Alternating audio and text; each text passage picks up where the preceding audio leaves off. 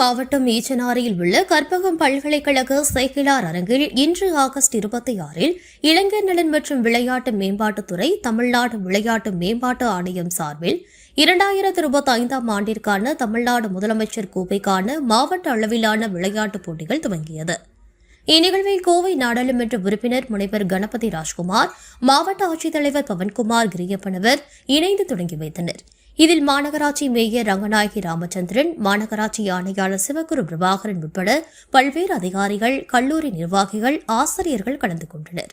மாநிலம் முழுவதும் August, September மாதங்களில் நடைபெறும் இப்போட்டிகள் பள்ளி, கல்லூரி, அரசு ஊழியர்கள், பொதுப்பிரிவு, மாற்றுத்திறனாளிகள் என 5 பிரிவுகளில் 53 வகைகளில் நடத்தப்படுகின்றன.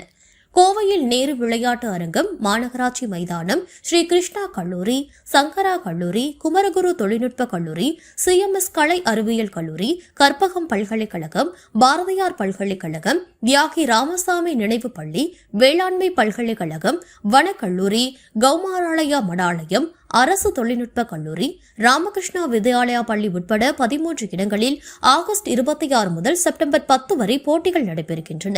இந்த ஆண்டு கோவை மாவட்டத்தில் 1768 அரசு ஊழியர்கள், 20,915 கல்லூரி மாணவர்கள், 22,314 பள்ளி மாணவர்கள், பொதுப்பிரிவில் 7,677 நபர்கள், 902 மாற்றுத்திறனாளிகள் என மொத்தம் 53,376 பேர் இணையதளத்தில் பதிவு செய்துள்ளனர். மாவட்ட அளவில் முதலிடம் பெறுவோருக்கு 3,000, 2ஆம் இடத்திற்கு 2,000, 3ஆம் இடத்திற்கு 1,000 பரிசுத் தொகையாக அவர்களின் வங்கிக் கணக்கில் செலுத்தப்படும். மேலும் மாவட்ட அளவில் தேர்ந்தெடுக்கப்படும் அணிகள் மற்றும் தனிநபர் வெற்றியாளர்கள் மாநில அளவிலான போட்டிகளில் பங்கேற்க அனுப்பப்படுவார்கள்.